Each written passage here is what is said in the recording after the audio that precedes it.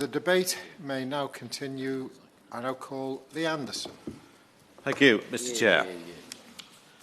So to recap, I was talking about the amount of food that's wasted, not only throughout the world, but more specifically in the UK. Now, the UK has cut down its food waste in recent years, but we still throw away far too much edible food. The UK creates 9.52 million tonnes of food waste per year. That's according to the Waste and Resources Action Programme, WRAP for short. I'll certainly give way. Well, can I commend the honourable gentleman for Ashfield for bringing this forward as a tremendous debate, and I'm looking very much forward to making a contribution.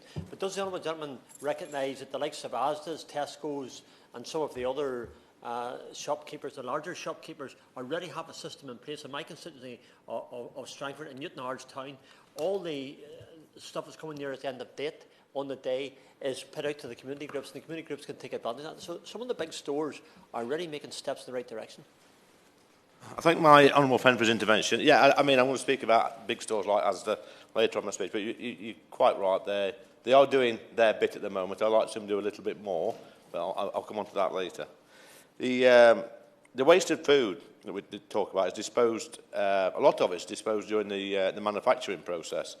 There's some that's disposed of during by the retail sectors and hospitality sectors, and a big chunk of this is households all over the country are throwing away food on a daily basis.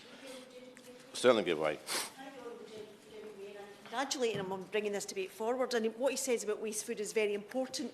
The waste of food is something that I think most of us find it very difficult to see. It's criminal.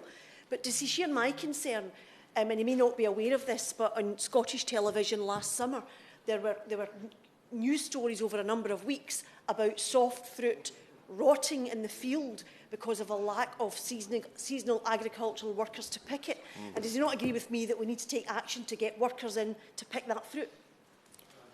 Thank my honourable friend for her intervention. She makes a good point. I'm not fortunate enough to get Scottish TV where we don't quite get the signal. But yeah, there is a problem with in the agricultural sector with seasonal workers. I did have a solution, but I was sort of shouted down when I first got to this place. We've got 90,000 people languishing in jails in this country, and about 90,000 people short of picking fruit and picking vegetables. I think that there's a good start. So if we've got a labour shortage, we need to look inwards.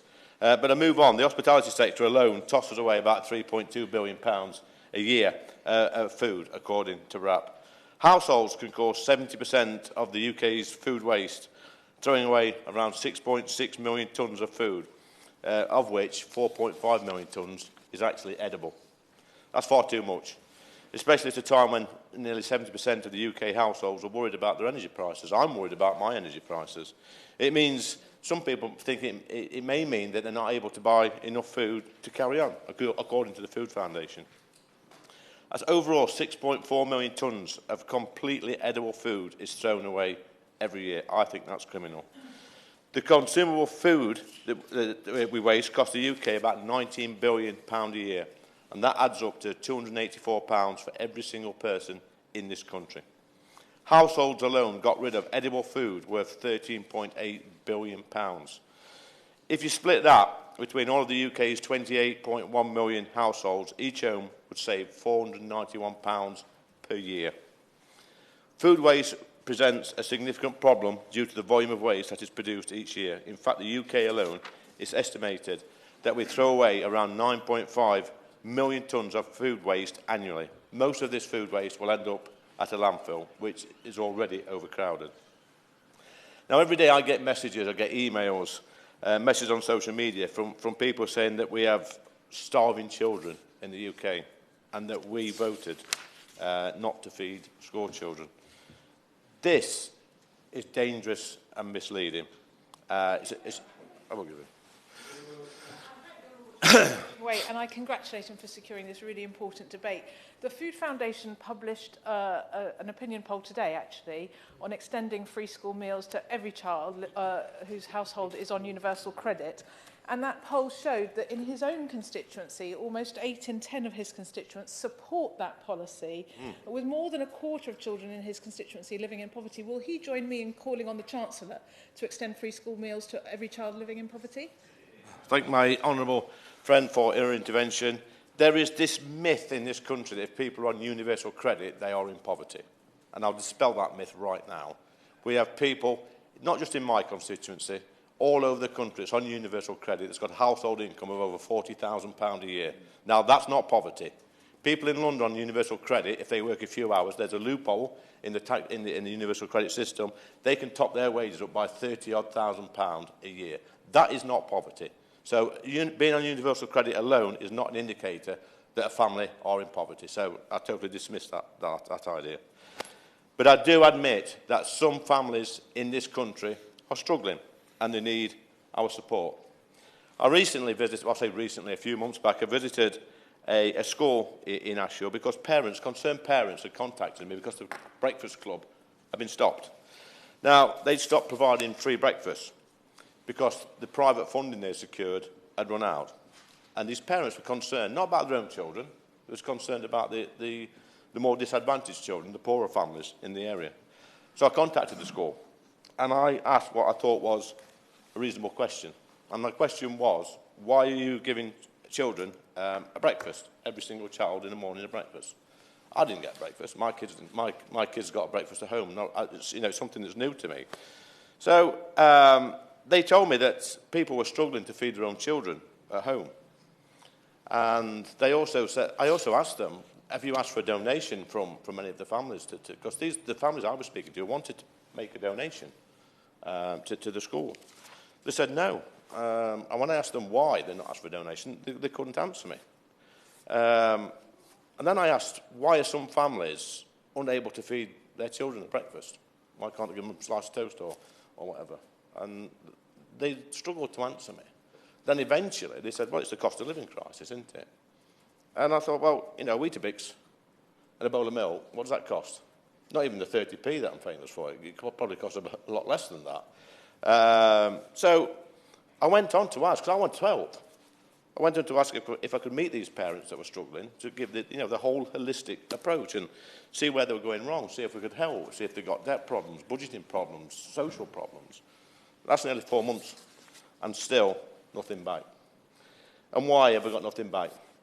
I tell you because there's a reluctance in certain parts of this country now to get to the root of the problem. It's far too easy to say there's a cost of living crisis. Yes, we know people are struggling, we know food prices are up, we know energy prices are up, we know all this. But you can't keep throwing taxpayers' money, because that's what it is, it's taxpayers' money that we keep throwing at people. That's your money, that's your constituents' money, that's mine. I would gladly give way. Talking about, obviously, communities struggling, and we had a report last week that said that the minimum benefit paid should be £120, universal credit. So we've got people who are receiving £85, so they're already down before we even factor in the rent. Does he understand the magnitude of the crisis that people are facing now regarding rent, food, everything that's costing? Is that coming through in your constituency? Because it's certainly coming through in mine, and it's certainly coming through on a national picture as well. So I think you've got to understand and quantify the magnitude of the problem, but also politically, how do we solve it? It's not saying that someone should be able to afford a Weetabix and a pint of milk. So how do we solve this problem where we're seeing millions of people hungry? I thank my honourable friend for his intervention. Yeah, I do live in the real world. And when I talk about these things at this place, I'm talking on behalf of my friends, my family, my neighbours and my constituents. I'll take no lectures from anybody at this place about living in the deprived area. I would gladly give way. Giving way, and I was listening carefully when he said that he wanted to meet the people who were using this service that he talked about in his constituency to see what the problems might be where they were struggling to afford food. And he's had no response in 4 months when he's offered himself to go and speak to them to maybe try and understand their circumstances better. Does he not agree with me that certainly I grew up in poverty, deep poverty, and I have to say that my mother, if she had the opportunity to discuss with her local MP why she was struggling, I don't think she would have taken that invitation up, because I think that's quite a difficult conversation and it could be quite intrusive. Before the answer comes in, can I just remind people, I accept this as people are passionate about this. But the more interventions, the less time for those people who haven't intervened. So can I just ask you to bear that in mind, please, if you would. It's a matter for you, but I will be pretty clear and unambiguous on the time. Lee Anderson. I thank the Honourable Lady for intervention, and I might say that your mother, if she'd had a first-class Conservative MP like myself, then maybe she'd have been more comfortable coming for that advice. Now, it's true. I speak as a former advisor for Citizens Advice Bureau. I worked there for about 10 years. If you know about poverty, come and have a chat with me, because I saw these people on a daily basis. And the people I used to see, excuse me, I've got my notes wrong, they came with all sorts of problems, social problems, debt problems, benefit problems, and a lot of them had to rely on food banks. And the first thing we used to do was go through an income and expenditure sheet with the service users, and in most cases there were lots of savings to be made. These were people that had not had the best start in life, a lot of them, and they just needed help and a little bit of education, a little bit of support to help with their bills, their debts. They were paying these ridiculous provident and loans off at high interest rates. These people needed support. What they didn't need was money thrown at them, because 10 years later, you know, I learnt this, it took me about 10, 15 years to learn this. 10 years later, I was seeing the sons and daughters of these families who were coming to see me with the same problems that my mum and dad had 10 years ago. So we weren't actually breaking the cycle. We weren't supporting people. Now, I did a bit of work with my local food bank, as you'll probably be aware. Last year, it was reported in some newspapers. And I was delivering meals to families, to vulnerable families from the food bank, with a local chef, an award-winning chef. He works at a really good restaurant. And after a few days of delivering meals, he said to me, this is wrong. This is totally wrong. He says, these people need help. They need proper help. They need teaching how to cook, how to budget, how to cook a meal from scratch. Because what we learned at the food bank was that people couldn't make a meal from scratch. They were struggling to cook a vegetable properly, to batch cook, to freeze stuff. And so he gave me a challenge. He said to me that I can feed a family of 5 for 50 quid a week. And I said, no, that's nonsense. That's rubbish. You can't do that. He said, I'll challenge you. So he put the challenge down. So what we did, we went to the food bank. We got them invited to the college. We got the school children there. We got 4 MPs, including myself. We got the chef. We got some TV there. And the day before, I got £50 and went to the local Aldi with some school children with the shopping lists from the chef. And we went back to the college the next day, and we cooked meals. We cooked 5 different meals, and we batch cooked, and we put them in little packs like that, put them away, delivered them later to vulnerable families, and it worked out at 30 pence per meal. Now, I'm not saying that people can cook on that scale at home. That's just ridiculous. But what we were trying to prove is that if you learn how to cook from scratch, you get the right ingredients, and like I say, in your batch cook, then you can actually save a hell of a lot of money and make nutritious meals on a budget. And the 30p, obviously after that, I was tagged as 30p Lee, which I don't mind, because every time you call me 30p Lee, somebody asks me, why do they call you 30p Lee? And when I tell them, they completely understand. So keep firing away calling me 30p Lee. And funnily enough, I did actually write to every single Labour MP after this exercise to come to my food bank and take part in it. And then I got, I think, 2 or 3 responses, 2 or 3 dismissive responses, but nobody else bothered to come. So the challenge was there, but you know, nobody bothered to come. But what upsets me, it does get to me a little bit. You know, we've got this culture now in some of these deprived areas where people are so dependent on food banks. It's like a weekly shop for them. They go, and you know, I had one particular family I was helping, really helping, and they were going to the food bank 2 or 3 times a week to get the groceries. And then, you know, I see them in McDonald's 2 or 3 times a week, and I'm thinking, you know, my goodness. I mean, I don't want to stop little children going for a treat once in a while, but you know, it's all about priorities. You know, if you're really struggling for money and you're going to a food bank 2 or 3 times a week, you shouldn't be going out for fast food takeaways every week. You shouldn't be doing that. And I know people are going to start sighing and awing and saying it's wicked and it's cruel, but that's the facts. You know, I never went for a McDonald's when I was a kid. You know, my mum and dad really struggled, and I've come from poverty. My mum and dad really struggled to feed us. My dad had a garden. My dad was a coal miner who worked 7 days a week. My mother was a factory worker. And, you know, at the weekends, my dad did his garden. We had vegetables in there, top to bottom. And at the bottom, we had chickens and rabbits and ducks. And that was our food bank. You know, we had nowhere else to go. That's what we did. We provided for ourselves. And I think we sort of lost that to the past 20, 30, 40 years. But we need to, you know, do need to remind ourselves where we come from and have those, you know, those traditional values which our parents have, which they used to have. And food banks are being abused. I know. You know, constituents tell me every single day. Now they're either making it up or telling lies or whatever, but they are abused. They are abused. Food banks are abused by people who don't need the food bank. We should target the food bank. That's the point. You can shake your head all you want. You can shake your head. As I said, I appreciate this as passionate, but I don't want shouting across the chamber. And can people stop using you? You must address it through the chair. Okay, sir. Please.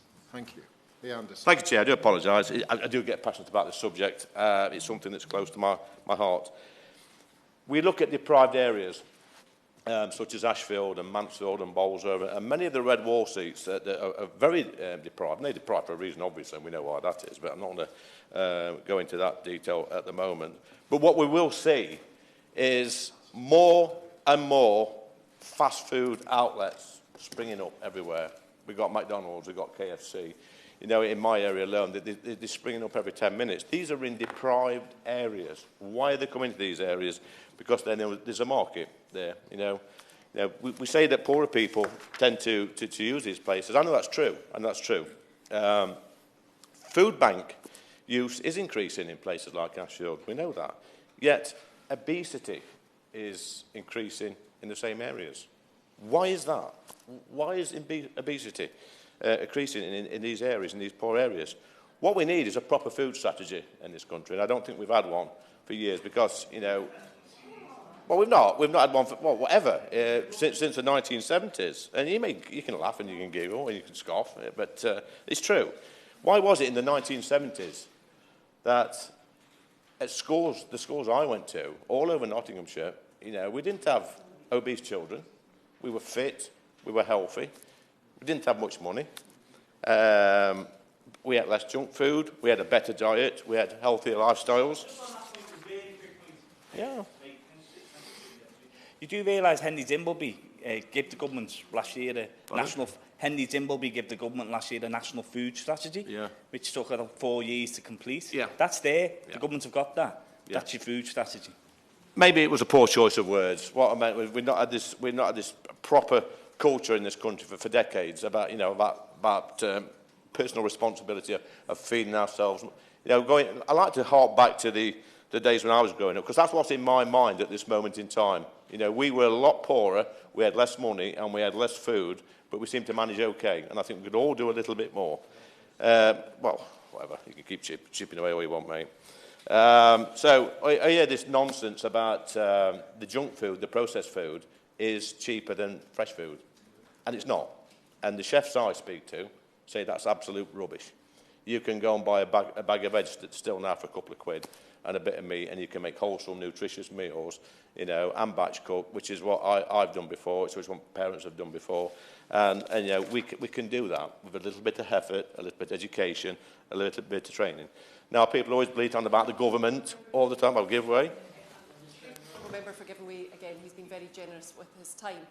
When I visited with the PPG for England for Food Banks, my honourable member for Blackpool North and Cleveley's constituency, one of the things that we saw were kettle packs. Basically, because people do not have access to equipment to make that nutritious food that he's referring to, they are forced to basically utilise kettles or other means. Does he accept that actually for some people they don't have the means to make the nutritious food in their own homes that he refers to? I thank the Honourable Lady for her intervention. We had this problem with our very own food bank, which I helped out at, and we was giving people vouchers to put the gas and electric on the meter. And then we had the complaint that they hadn't got any pots and pans, so we gave them pots and pans to make the food on. Then we had the complaint that they hadn't got a fridge or a cooker. Then we showed them how to apply for white goods through energy support grants and stuff like that from utility companies. So there's no excuse. We can go on all day and make excuses all day. But this is a great country we live in, and there's lots of support out there to get all these things, not just the food, but the stuff to cook it in and help with their energy bills as well. This government's provided billions and billions of pounds of support over the past 2 years, especially through COVID. Over £500 billion they've spent on taxpayers' money. Now, I'm going to close now because I know quite a few people want to speak, but I'm just going to finish I'll go back to the 30p, Lee, because it's something that comes up every single day on social media. But I'm just going to read out a little list I made earlier. These are chefs, these are celebrity chefs, millionaire chefs, who can make meals on a budget. Leslie Negus can make a meal for 20 pence. Jack Monroe can make a meal for 20 pence. Frugaluk UK's website, 25p for a meal. Savvy Meals can do meals for under £1. The BBC even have got recipes for meals under £1. Jamie Oliver, £1 wonders. Asda, doing meals, you can do meals, they've got recipes for under £1. Goodtogo.com, under £1. And there was a food blogger, Jack Monroe, who I mentioned earlier. She was celebrated last year in the Daily Mirror for producing a meal for a staggering 11 pence. 11 pence for one meal. And these people were celebrated. They were national heroes. Yet when a Conservative MP tries to help a local food bank and help people in his own community, it's actually called 30p Lee, which, like I say, it don't matter to me. But finally, Mr. Chair, I'm not going to bang on. Somebody contacted me today from Derbyshire, not my constituency, and she said, as a retired foster carer for Derbyshire, I taught our looked after children cooking skills, batch cooking and storing meals in zippy bags, reusable, and massively space saving for storing in a second-hand small chest freezer for £30. Meals that cost pence to make, proven by costing out on a spreadsheet, so extra skills were learned there too.